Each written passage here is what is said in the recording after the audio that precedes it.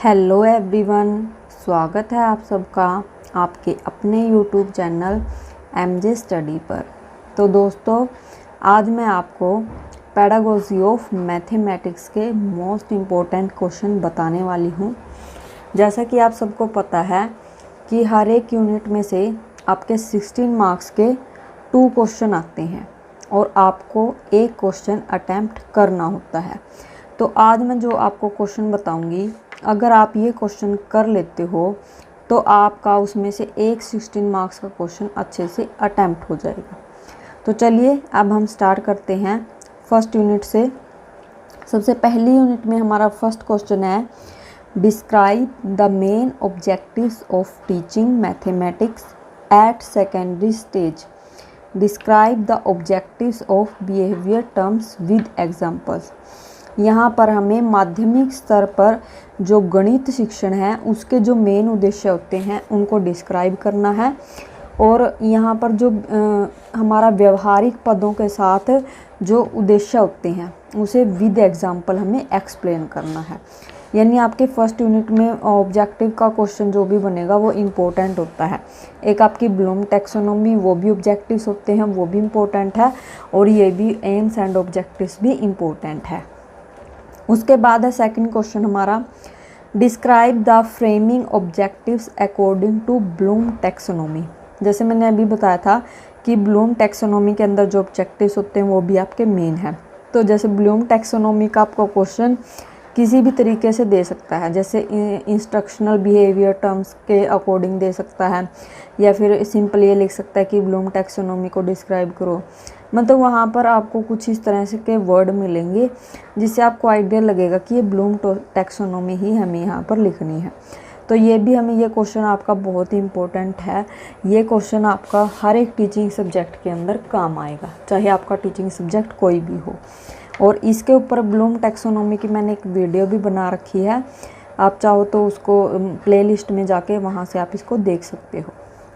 उसके बाद हमारा थर्ड क्वेश्चन है, describe in detail the history of mathematics with special emphasis on teaching of mathematics.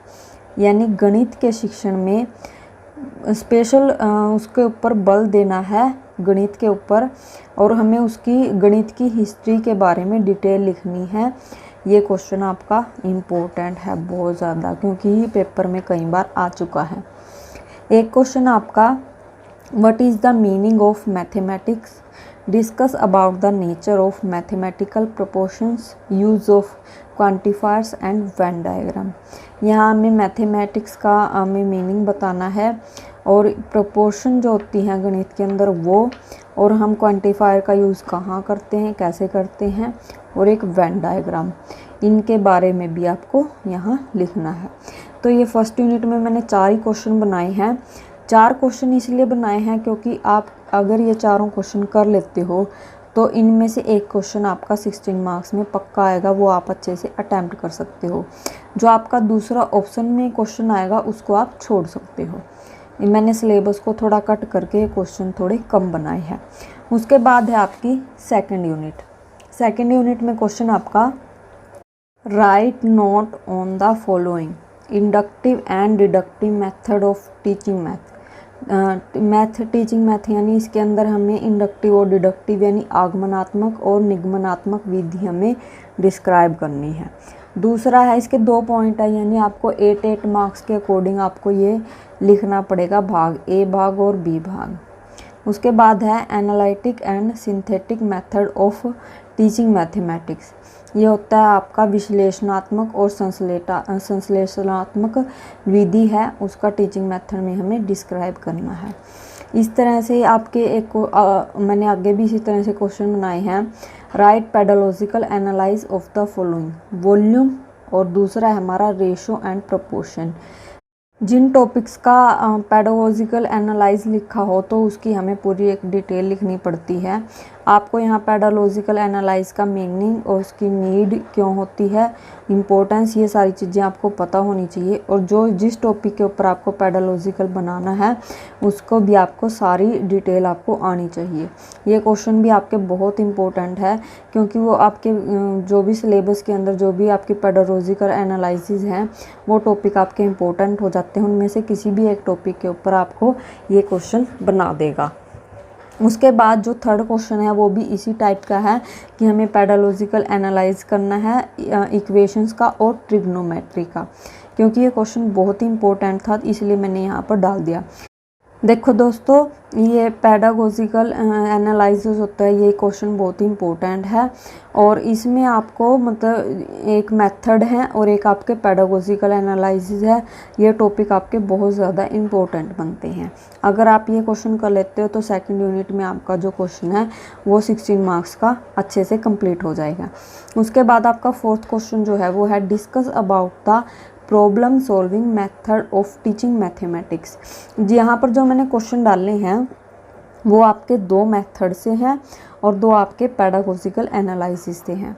तो ये क्वेश्चन आपके बहुत ज़्यादा इंपॉर्टेंट है। यहाँ पर मैंने प्रॉब्लम सॉल्विंग मेथड आपको डिस्क्राइब करना है। उसके बाद आती है आपकी थर्ड यूनिट।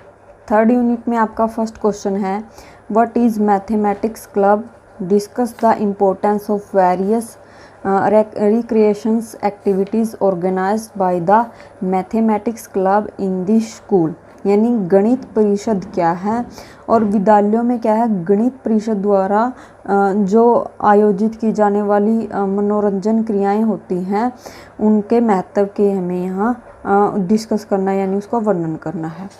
उसके बाद आपका सेकंड क्वेश्चन है explain in detail the applications of ICT in teaching of mathematics.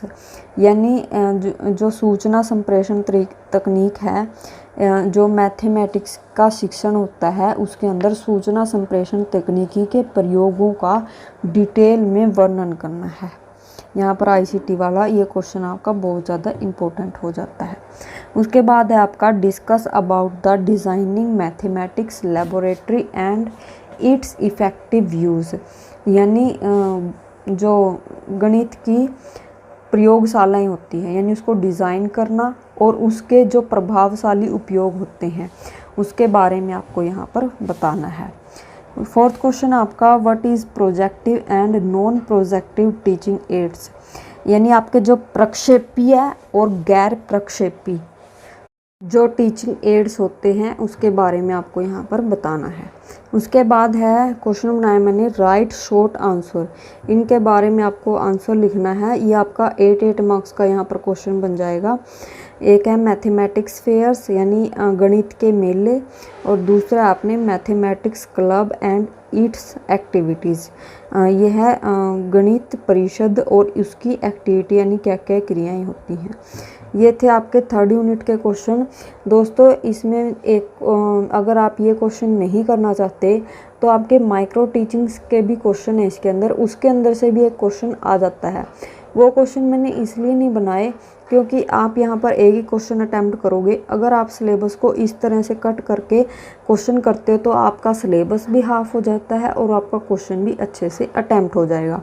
आप चाहो तो माइक्रो टीचिंग के क्वेश्चन भी आप यहाँ पर कर सकते हो। उसके बाद है आपकी फोर्थ यूनिट। फोर्थ यूनिट में जो क्वेश्चन बनाए हैं वो है what do you mean by continuous and comprehensive evaluation, also differentiate between criterion and norm reference test. यानी हमें सतत एवं व्यापक मूल्यांकन का अर्थ बताना है और उसमें डिफरेंस करना है। एक तो आपका हो गया मापदंड और एक हो गया आपका मानक संदर्भ परीक्षा। इसके अंदर आपको यहाँ पर अंतर बताना है। उसके बाद जो सेकंड क्वेश्चन है वो है आपका what do you mean formative and summative evaluation, explain it with example. यहाँ पर आपका जो रचनात्मक और संकलनात्मक आपका इवैल्यूएशन यानी मूल्यांकन होता है उसके बारे में आपको बताना है और ये बताना है आपको विद एग्जांपल, इसको एक्सप्लेन करना है। उसके बाद थर्ड क्वेश्चन आपका what is the meaning of valuation tools, describe the need and use diagnostic testing and remedial teaching. यानी आपको यहाँ पर मूल्यांकन का अर्थ बताना है और इसकी ज़रूरत क्या क्या है, और हमें जो आपका नैदानिक टेस्ट होता है, परीक्षण होता है, उसके बारे में, उसका यूज, और आपके एक उपचारात्मक शिक्षण होता है उसके बारे में आपको यहाँ अच्छे से डिस्क्राइब करना है। 4th यूनिट में मैंने 3 ही क्वेश्चन बनाए हैं। ये थे आपके मोस्ट इम्पोर्टेंट क्वेश्चन। अब मैं आपको प्रीवियस ईयर के क्वेश्चन पेपर भी दिखा देती हूँ।